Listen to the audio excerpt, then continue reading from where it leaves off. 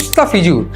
এই মুস্তাফিজুরকে ইতিমধ্যেই কেকেআর 9 কোটি 20 লক্ষ টাকা দিয়ে কিনেছিল, যাকে ছেড়ে দেওয়ার কথা বলা হয়েছে। তথ্য বলছে ভারতের বিরুদ্ধে বিরুদ্ধাচরণ, এছাড়া বিভিন্ন ক্ষেত্রে ভারতের বিরুদ্ধতা করা বা ভারতের মিত্র দেশ থেকে শত্রু দেশে পরিণত হয়ে যাওয়া ভারত আর নিতে চায়নি বা নিতে পারেনি, এবং ঠিক সেই কারণেই ভারত সরকার ডিসিশন নিয়েছে মুস্তাফিজুর বা বাংলাদেশে এই প্লেয়ারকে খেলানো যাবে না।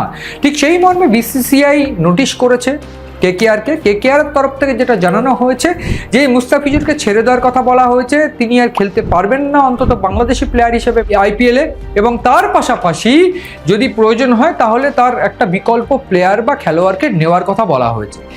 এই যে বিষয়টা, সেই একটা বিষয় কিন্তু প্রাথমিক উদাহরণ হতে পারে। তার কারণ গত বছর নভেম্বর বা অক্টোবর থেকে আমরা দেখেছি চিন্ময় কৃষ্ণ প্রভুর উপর অত্যাচার থেকে শুরু করে টিল নাও বাংলাদেশ যে পরিস্থিতির মধ্যে রয়েছে, সেই বাংলাদেশে চরম অরাজকর পরিস্থিতি। একদিক থেকে এই ওসমান হাদির মৃত্যুকে কেন্দ্র করে বাংলাদেশ উত্তপ্ত হয়ে ওঠে, বাংলাদেশের যে চরম পরিস্থিতি তৈরি হয়, সেইখানে ভারত বিরুদ্ধাচরণ করতে গিয়ে বিভিন্ন হিন্দু হত্যা থেকে শুরু করে বিভিন্ন পত্রিকার অফিস জ্বালিয়ে দেওয়া, এইগুলো বাংলাদেশের ছত্রে ঢুকে গিয়েছে। তথ্য গোয়েন্দারা বলছেন যে 7 সিস্টার্সকে টার্গেট করার জন্য আমরা দেখেছি পাকিস্তান পশ্চিম দিককে টার্গেট করছে।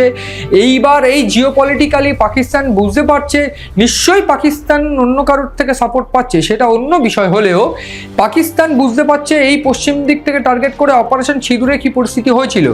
এইবার তারা চাইছে অন্য দুটো দিক থেকে আঘাত করতে, অর্থাৎ পশ্চিম এবং পূর্ব দিক, অর্থাৎ এই নর্থ ইস্ট একটা ভয়ানক গুরুত্বপূর্ণ। এখানে শালীনতা বা এইখানে যদি স্থিতিশীল পরিস্থিতি থাকে, গোটা ভারতবর্ষ কিন্তু স্থিতিশীল থাকে।